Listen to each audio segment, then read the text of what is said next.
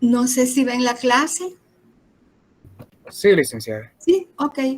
Bueno, yo creo que la primera parte ustedes la pueden estudiar porque son generalidades sobre las proteínas, como un enlace con la clase anterior, luego características generales de estas proteínas que son conjugadas, de la mioglobina, de la hemoglobina, el grupo hemo, ¿verdad? Que es el grupo hemo está formado por una parte orgánica, que es la protoporfirina 9, y por una parte inorgánica, que es el hierro, inorgánica. Bueno, voy a poner las curvas de saturación, que yo creo que eso es lo que más duda puede darles.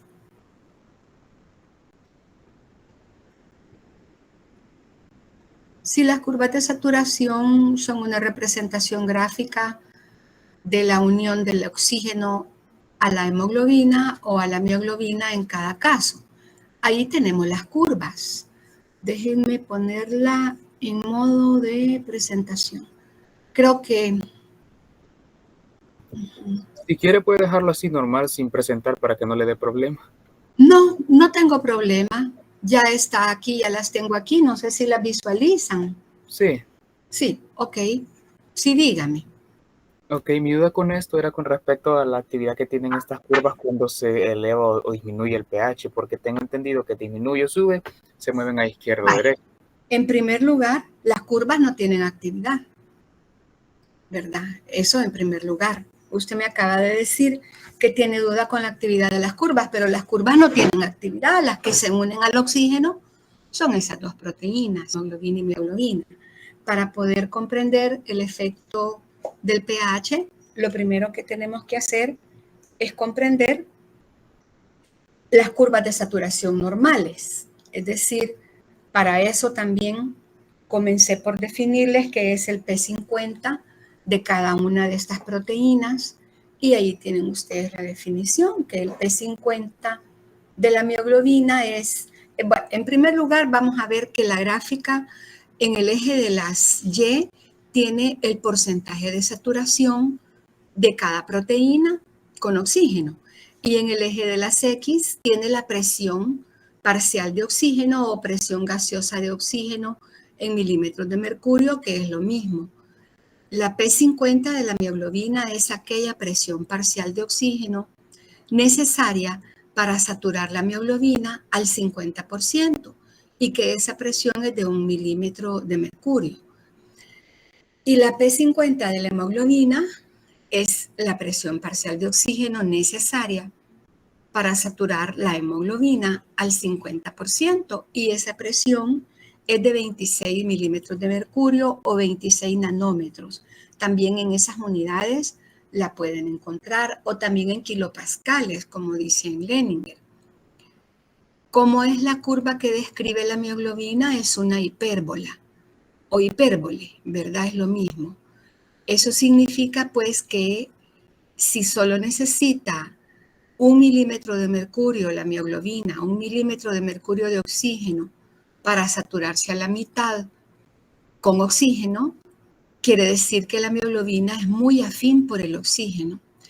Pero la hemoglobina, a diferencia de la mioglobina, es una proteína alostérica que además une oxígeno de manera cooperativa.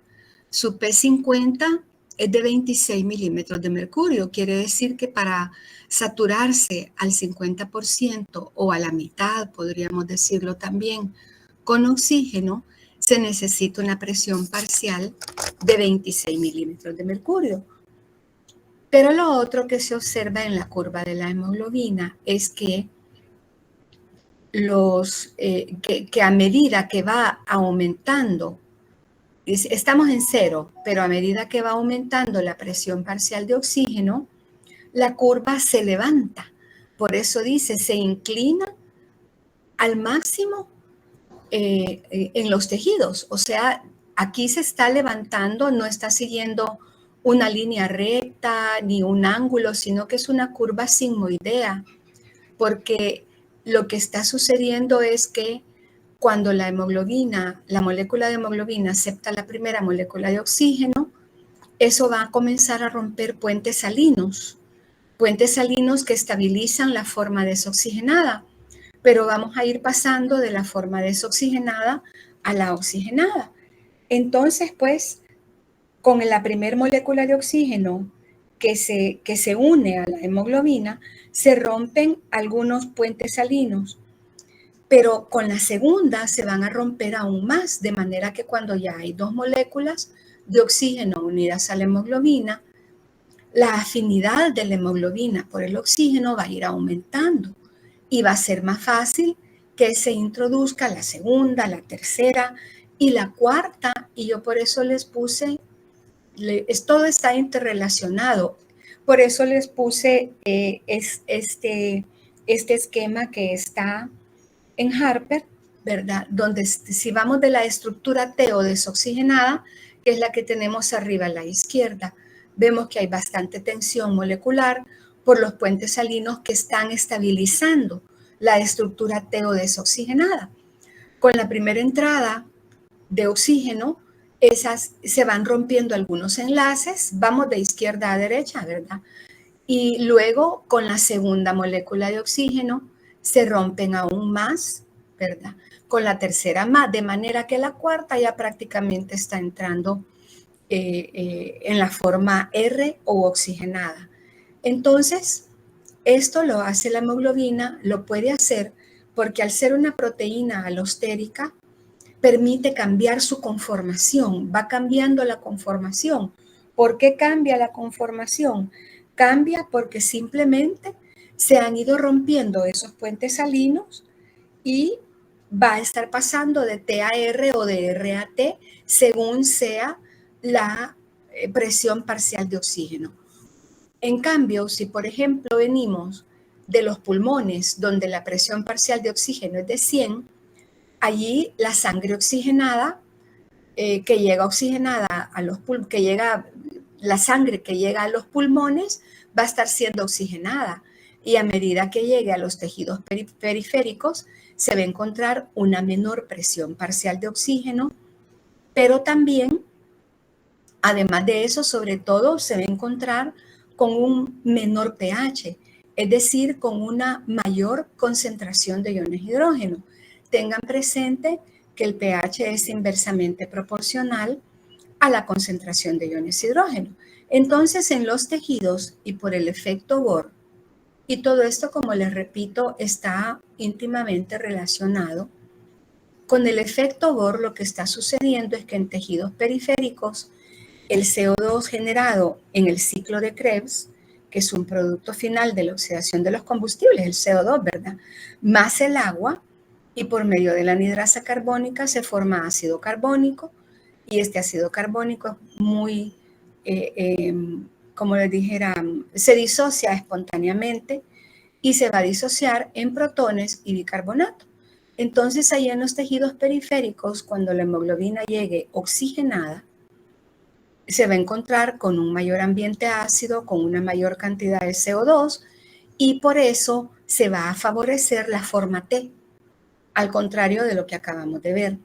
Se favorece la forma T, y al favorecerse la forma T o tensa o desoxigenada, se van a estar formando puentes salinos y la hemoglobina va a poder ser menos afín por el oxígeno, lo va a liberar en los tejidos periféricos, que es lo que se requiere para que se lleve a cabo la oxidación de los combustibles en medio aeróbico, ¿verdad? Y va a tomar además la hemoglobina los protones. Los protones, y también va a tomar CO2. Entonces, esta hemoglobina va a estar actuando, la desoxigenada nada más, como un amortiguador, porque va a estar bufereando los protones y luego así va a viajar a los pulmones, donde se va a encontrar una gran presión parcial de oxígeno, va a liberar los protones y con el bicarbonato que encuentre ahí va a formar ácido carbónico, el cual nuevamente por la anhidrasa carbónica, pero en una reacción reversible, se va no a disociar, sino que va a sufrir una reacción en la que se va a formar CO2 y agua. el CO2 es exhalado en los pulmones y con el agua también, ¿verdad? Que se están exhalando gotitas de agua. Entonces, ¿cuál es el efecto del pH? El efecto del pH lo vimos también aparte en esta diapositiva, en esta gráfica, y dice la disminución del pH da por resultado afinidad disminuida de la hemoglobina por el oxígeno, lo que acabamos de ver con el efecto Bohr. O sea, se encuentra mayor concentración de iones hidrógeno, se favorece la forma T, la hemoglobina oxigenada descarga el oxígeno y al favorecerse la forma T, ¿por qué la curva se inclina hacia la derecha? O sea, aquí es importante saber que la curva se inclina hacia la derecha, pero lo más importante es saber que la disminución del pH da por resultado afinidad disminuida de la hemoglobina por el oxígeno, y esto lo podemos ver si estamos a pH de 7.4, pero a un menor pH, o sea, a mayor concentración de iones hidrógeno, lo que va a suceder es que el pH, digamos, puede estar a 7.2 y se necesitaría un P50 mayor, o sea, una presión parcial de oxígeno mayor para alcanzar el P50. Y la curva se ha desplazado, si lo representáramos, ¿verdad? De más hacia la derecha. Entonces, a menor pH, esto es lo que les acabo de decir. A menor pH, mayor la presión de oxígeno requerida para lograr una desaturación determinada de oxígeno. El pH de la sangre en los pulmones es de 7.6 y en los tejidos de 7.2. Claro, aquí en los pulmones va a ser mayor el pH porque hay menor concentración de iones hidrógeno. Allí, en el momento que la hemoglobina desoxigenada se encuentre con mayor cantidad de oxígeno, se va a empezar a oxigenar y entonces la curva va a tender hacia la izquierda. No sé si queda respondida su pregunta, joven. Sí, licenciada, muchas gracias. ¿Cómo no? Sí. ¿Qué más, jóvenes?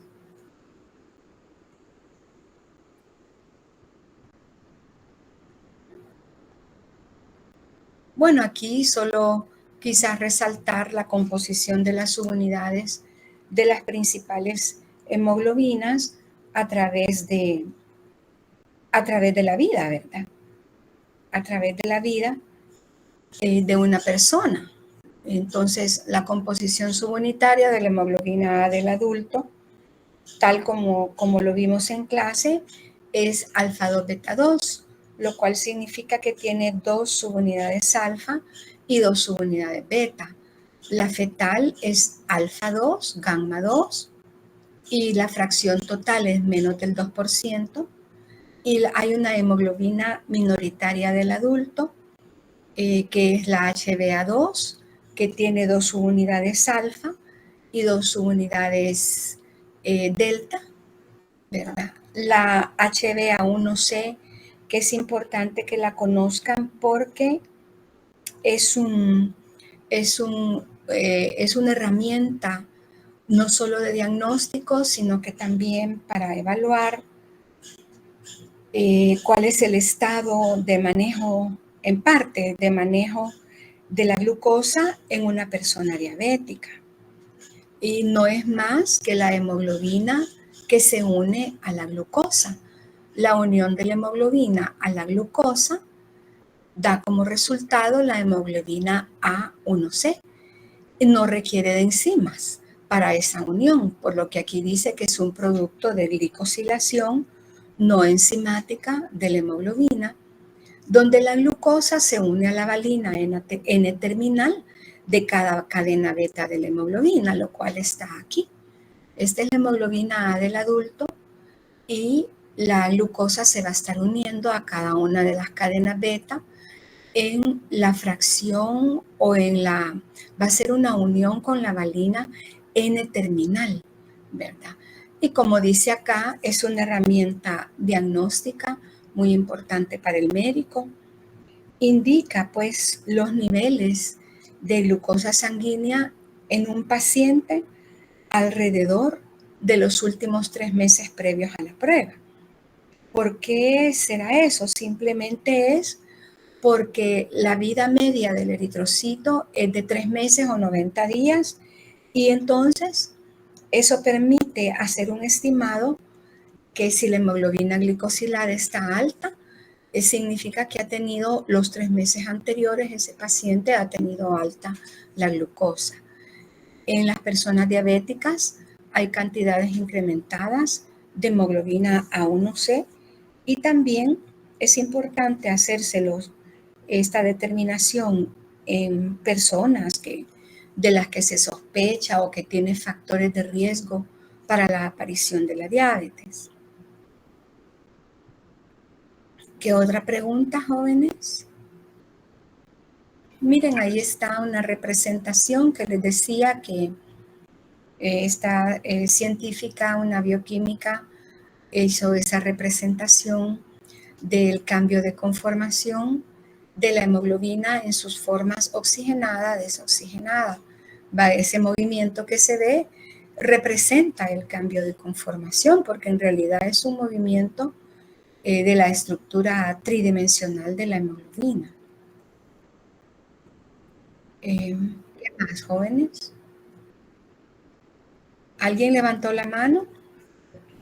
Sí, doctora, buenos días. Pregunta es de que se podría explicar la interacción del 2,3 bisfosfato con moléculas de la hemoglobina.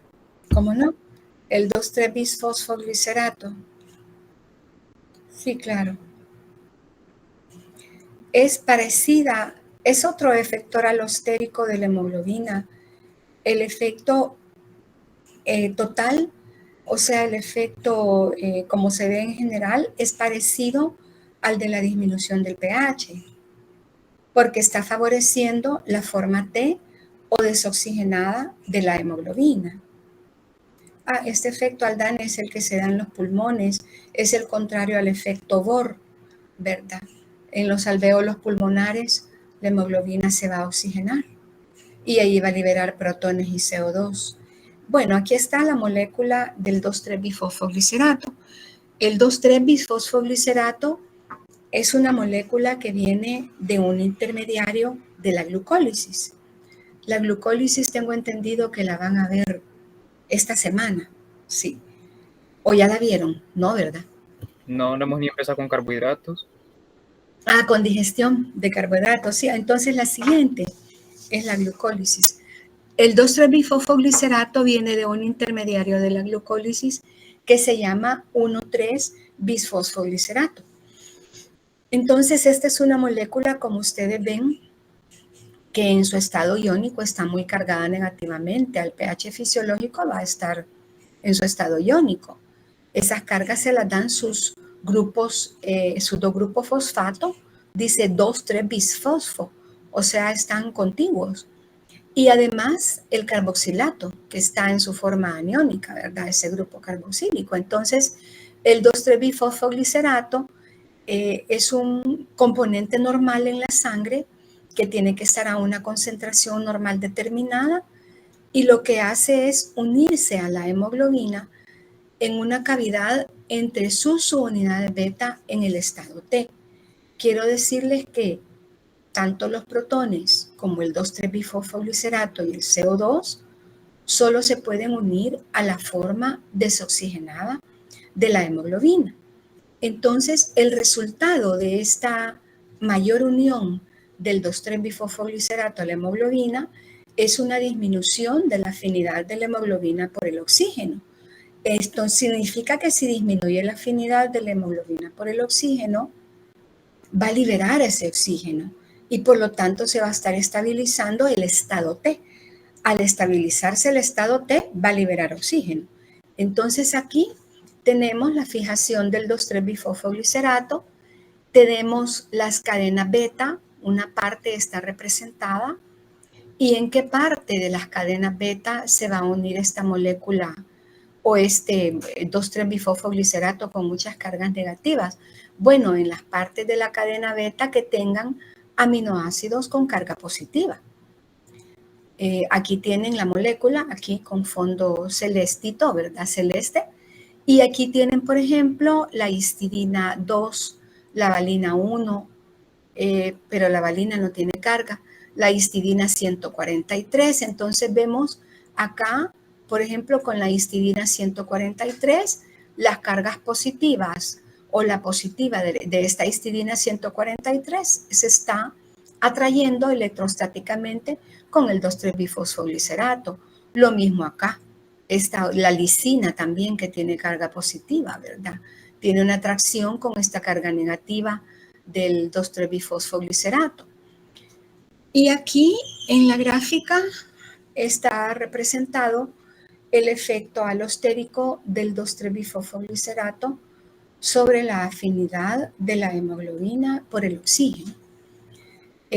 Aquí tenemos en azul que en la sangre normal existe una concentración aproximada de 2,3-bifosfoglicerato de 5 milimoles por litro. En cambio, en la sangre de personas adaptadas a grandes altitudes, yo les decía del Machu Picchu, que es una de las partes más altas quizás del mundo, ¿verdad? De la Tierra, lo mismo que el Monte Everest, hay una adaptación primero. ¿En qué consiste esa adaptación?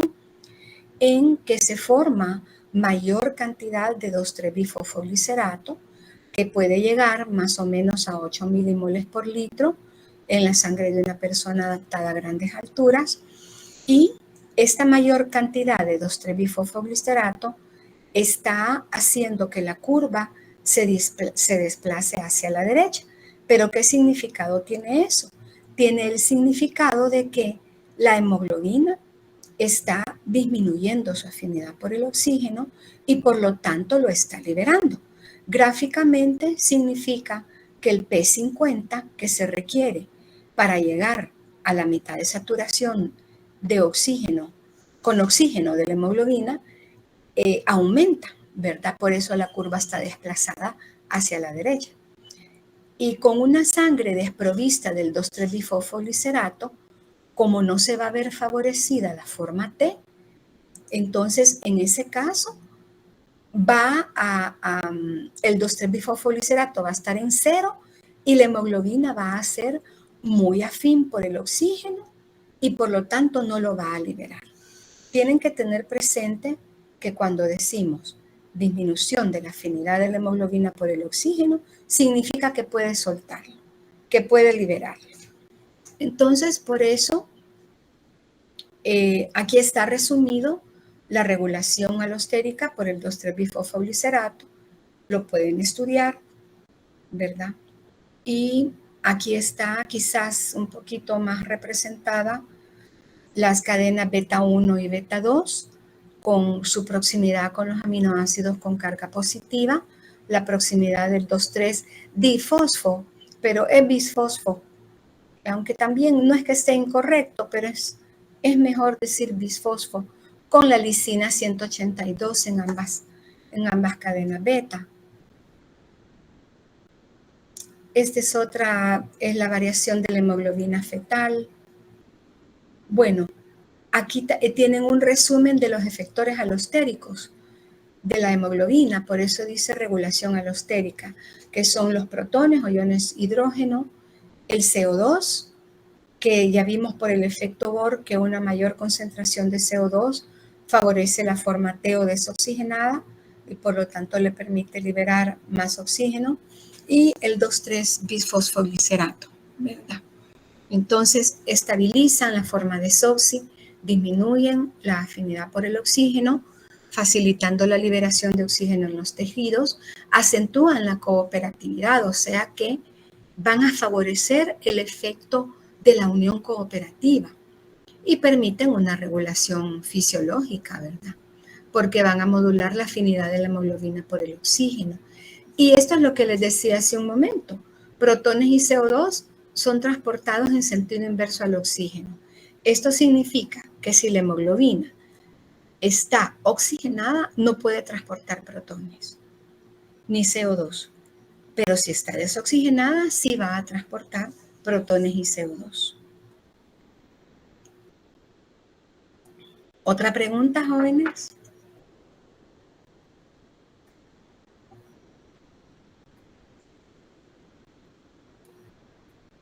Aquí está resumido en prosa el efecto Bohr.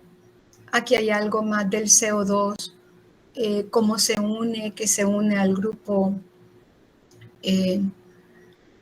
amino terminal, al residuo amino terminal para formar un residuo carbamino terminal. Esta también que estabiliza la forma T. Sí, y estos son los puentes salinos. Aquí hay algo de los, pero tengo otra de los puentes salinos de los que hemos estado hablando, ¿sí? Algunos pareyónicos que estabilizan el estado T. Eso se los expliqué en clase. Pero también les dije antes que hay interacciones dominantes entre las subunidades de la hemoglobina, entre las 4 subunidades, pero que de esas interacciones dominantes, las más fuertes son entre subunidades no iguales. Y que al unirse el oxígeno se produce un cambio importante en la unión entre alfa 1, ¿verdad? Y beta 2, alfa 1, beta 2, o sea, esta, donde se rompen varios pareyónicos. Y aquí, al contrario de los protones y del 2,3-bifosfoglicerato y del CO2, la unión del oxígeno estabiliza el estado R. Y aquí están algunos pareyónicos que van a estar estabilizando la forma T, o sea, la desoxigenada, entre residuos de aminoácidos con carga diferente.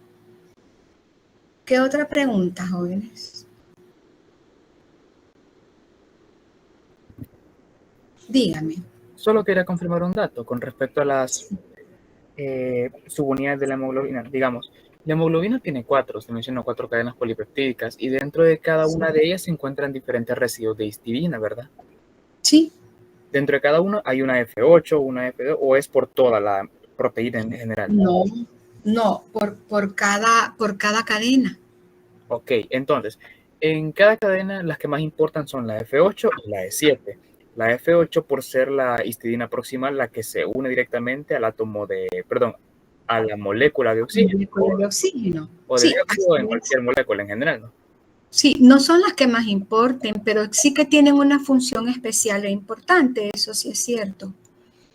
Y la E7 porque es la que estabiliza el sitio o la proteína cuando ya está unido en la molécula.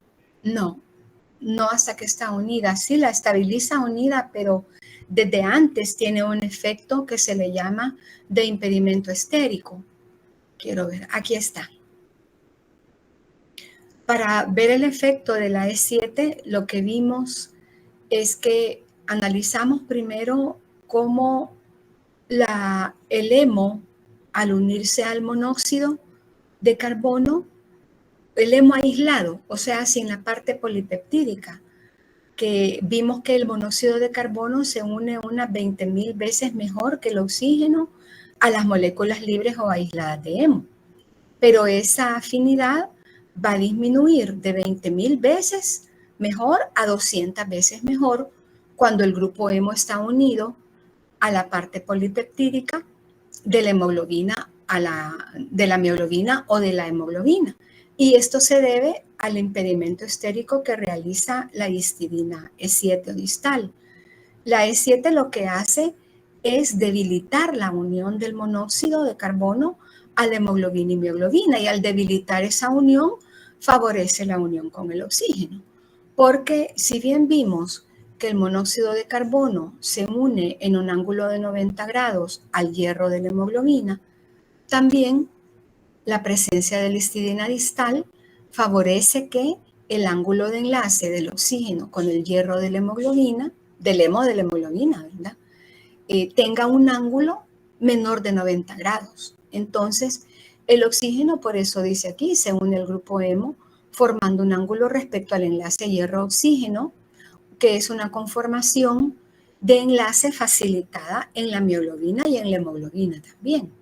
Pero además de eso, la histidina distal, además de ejercer el impedimento estérico, un impedimento estérico es un impedimento del espacio. Ese de espacio, o sea, se coloca allí, está ese espacio, el monóxido ya no va a entrar tan fácilmente, ¿verdad?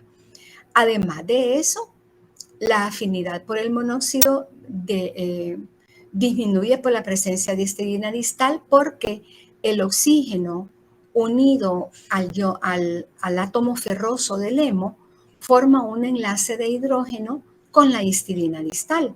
Aquí tenemos este enlace, este hidrógeno que va a formar un puente o enlace de hidrógeno con el oxígeno unido al hemo de la hemoglobina, facilitando aún más, o sea, más del impedimento estérico, va a facilitar aún más la unión al oxígeno y evitando la unión al monóxido de carbono. Ese sería el efecto. Y noten también que, por ejemplo, aquí voy a aprovechar la gráfica. Aquí tenemos una fenilalanina en el segmento CD1 y una valina en el 11, en la hélice, en el número 11 de la hélice E, y que son dos aminoácidos con residuos hidrofóbicos o polares, porque ese ambiente va a estar favoreciendo que el hierro no se oxide, que no pase a férrico. Sí. Y los únicos aminoácidos polares cercanos al hemo van a ser la histidina E7, que va a estar próxima al hemo, y la F8, que sí está unida al hemo. ¿Qué más, jóvenes?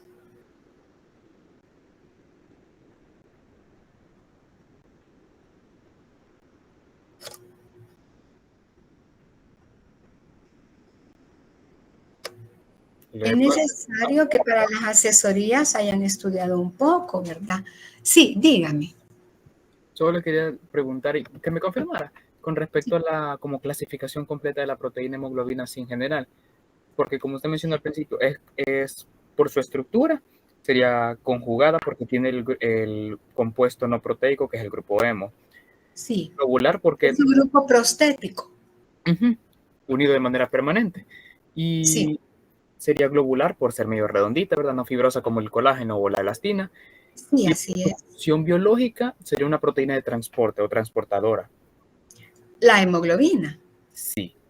Sí, es transportadora, pero no solamente de oxígeno, sino que también de protones y de CO2, donde podemos decir también que tiene una función amortiguadora, porque está tomando los protones en los tejidos periféricos, así como lo vimos al estudiar el efecto Bohr.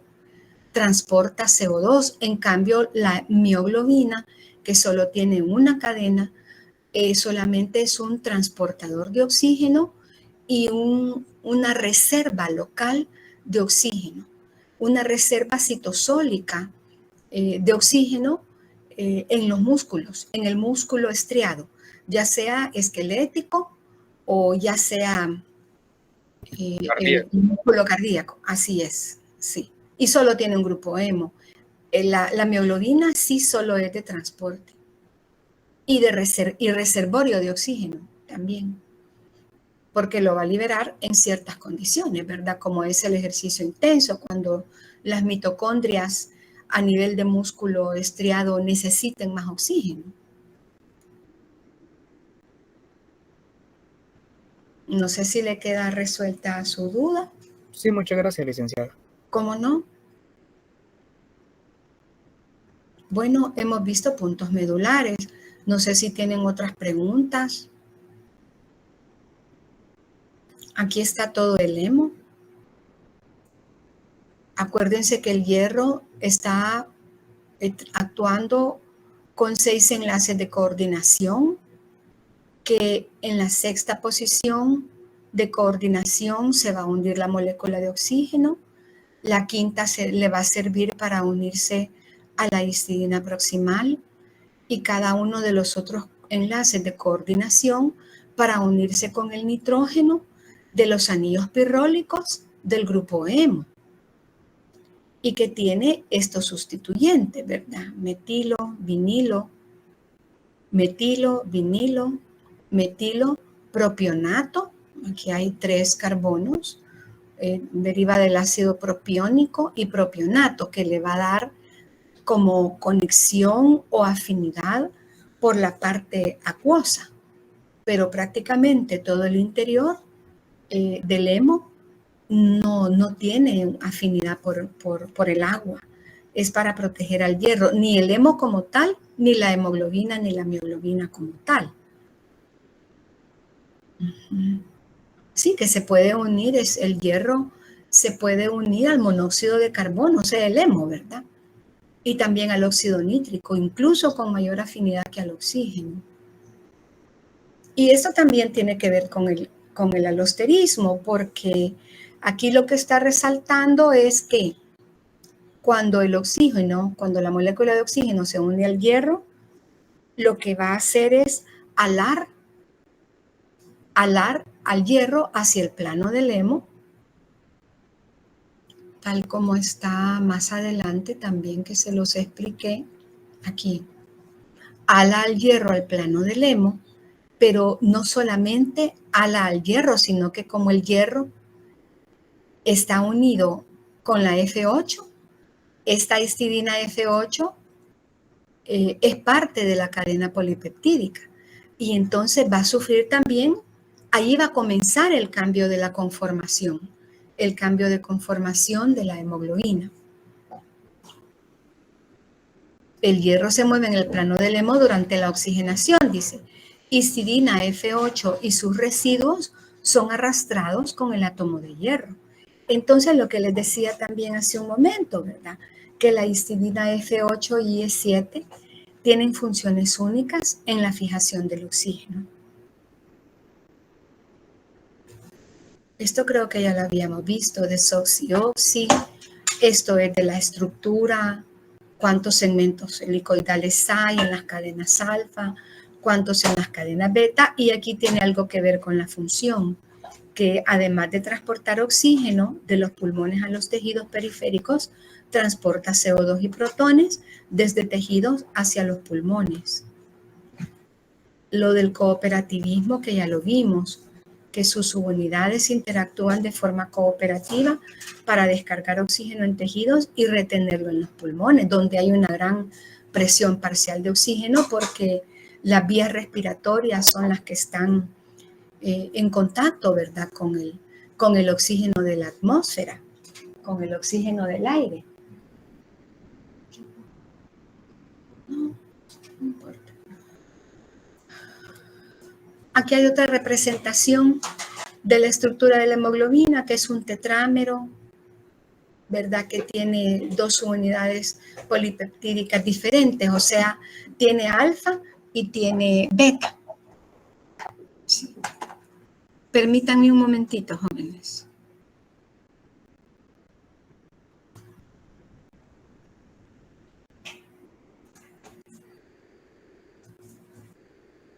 Tetrámero con 4 grupos hemo, 2 cadenas polipeptídicas de cada dímero, y que las interacciones que comunican a las subunidades o que las unen firmemente son interacciones hidrofóbicas y por pocos enlaces iónicos, aunque en realidad como que son quizás pocos pero importantes, ¿verdad? Que son los puentes salinos y también hay puentes de hidrógeno. Aquí nada más la semejanza estructural entre la cadena polipeptídica de la mioglobina y la subunidad beta de la hemoglobina. Esto que ya vimos, las subunidades. Nos faltó aquí ver la embrionaria. La hemoglobina embrionaria es la que tiene, fíjense que es la que no tiene cadenas alfa, porque tiene cadenas Z, la letra en griego, ¿verdad? Tiene 2 cadenas Z que cambian a alfa en la etapa fetal y 2 épsilon que cambian a gamma en pocas semanas durante la gestación para formar la hemoglobina fetal. La hemoglobina glicosilada, cómo es la curva de cada una, lo que significa cada una. Aquí nada más trata de la liberación de oxígeno por parte de la mioglobina. En el músculo activo, la presión parcial de oxígeno va a ser de 20 milímetros de mercurio y hasta que baja a 5, ¿verdad? Por ejercicio extenuante, va a ocurrir la liberación de oxígeno de la mioglobina para la mitocondria, que es donde se va a necesitar para el metabolismo aeróbico.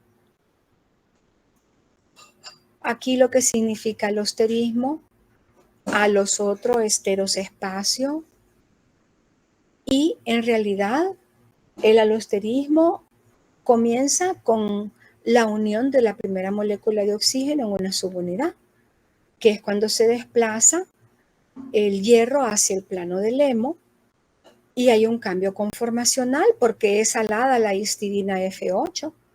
Hay un cambio de la conformación de la proteína y ese cambio va a ser transmitido a las subunidades vecinas. Y aquí podemos ver la oxihemoglobina coloreada de rojo y difiere en su conformación, según esta representación, ¿verdad? En su conformación con la hemoglobina desoxigenada. Transición de T a R significa que hay un aumento de la afinidad de la hemoglobina por el oxígeno en las subunidades vecinas. Ahí viene también el cooperativismo.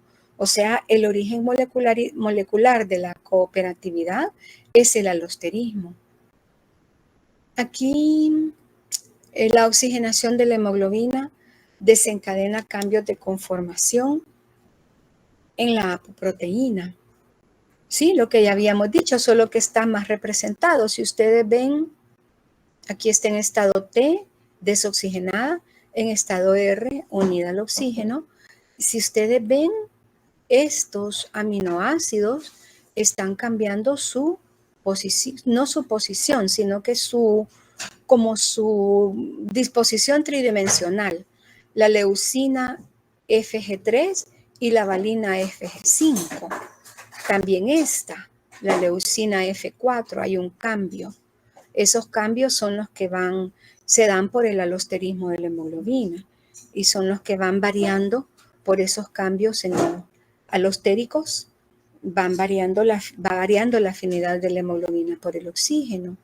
Lo de las interacciones dominantes, puentes salinos, esto lo tienen en Leninger, donde la presión de oxígeno está representada como kilopascales, pero es lo que ya habíamos visto, que a mi manera de ver se comprende mejor en esta gráfica que está en Harper.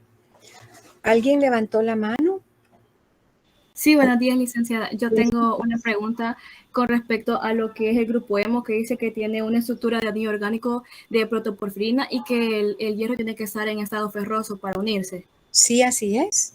Sí, porque tiene que estar en estado ferroso, porque en estado férrico no puede unir oxígeno.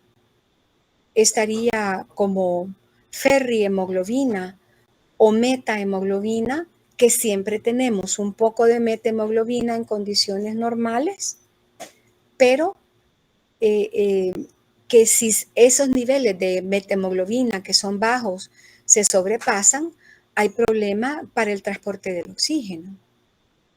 Sí, yo les di estos conceptos. Unida al agua, dice ferrihemoglobina, pero ¿por qué unida al agua? Porque cuando se une al agua, el hierro ferroso se oxida a férrico.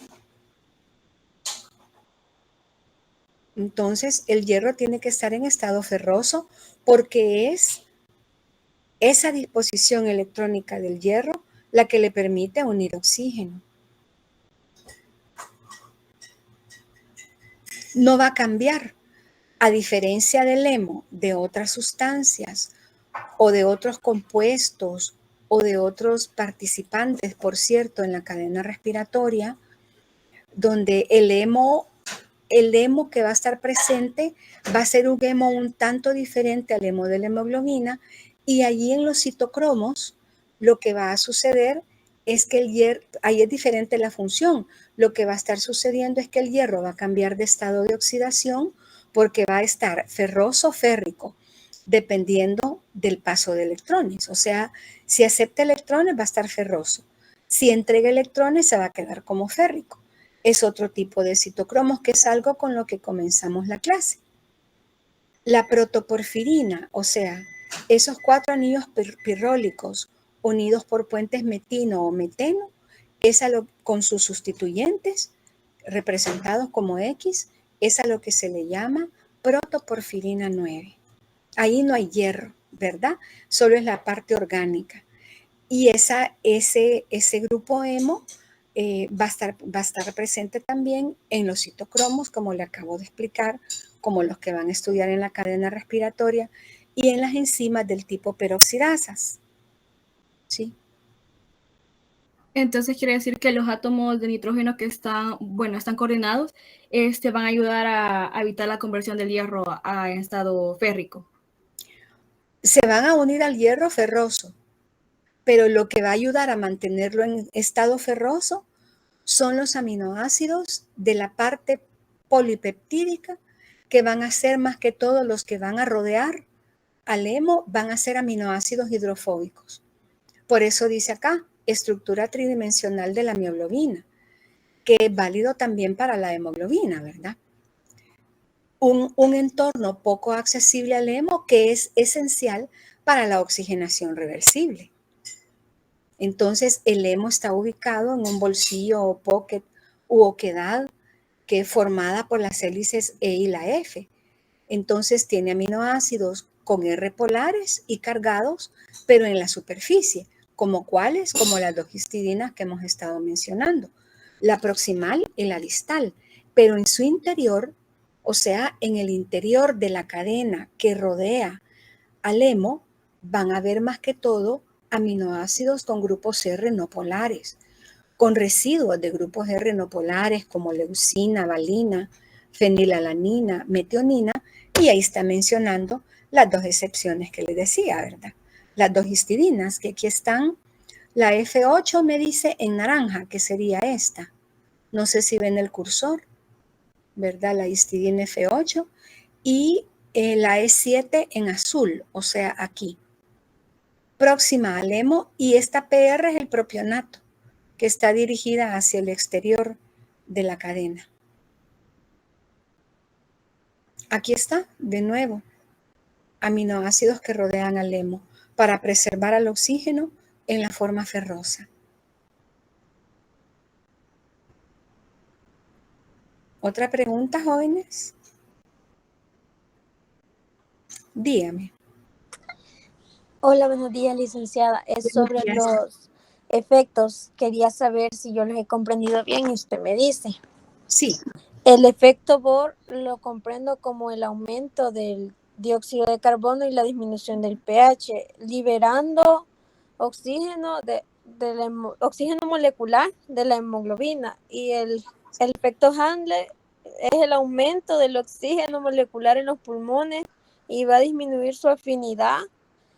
Va a disminuir la afinidad de la hemoglobina por el dióxido de carbono, facilitando su liberación y transportando dióxido de carbono hacia los alvéolos, como dijo que en los pulmones.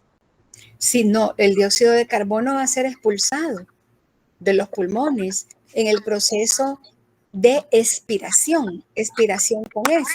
Vaya, fíjese que como su nombre lo dice, sí, usted lo ha comprendido bien. Lo único que aclarar que el efecto Bohr es un efecto. O sea, por eso al final dice acá, este efecto del pH, o sea, de un menor pH en los tejidos periféricos y de una mayor concentración de CO2 sobre la unión y liberación de oxígeno desde la hemoglobina, es el efecto Bohr. Pero antes le está dando todo lo que habíamos visto aquí. Le está diciendo que el incremento de protones promueve la liberación de oxígeno, que cuando libera oxígeno, bueno, eso es como un resultado. Al liberar oxígeno capta CO2 y protones, pero el efecto Bohr se trata del efecto del menor pH y mayor concentración de CO2 sobre la afinidad de la hemoglobina por el oxígeno, que es disminuyendo la afinidad de la hemoglobina por el oxígeno para liberarlo. Y el efecto Haldane, que es el efecto que se da en los alvéolos pulmonares, podemos decir que es como un efecto contrario, porque es la influencia del oxígeno sobre el transporte de CO2. O sea, es tan grande la presión parcial de oxígeno de 100 milímetros de mercurio a nivel pulmonar, ¿verdad?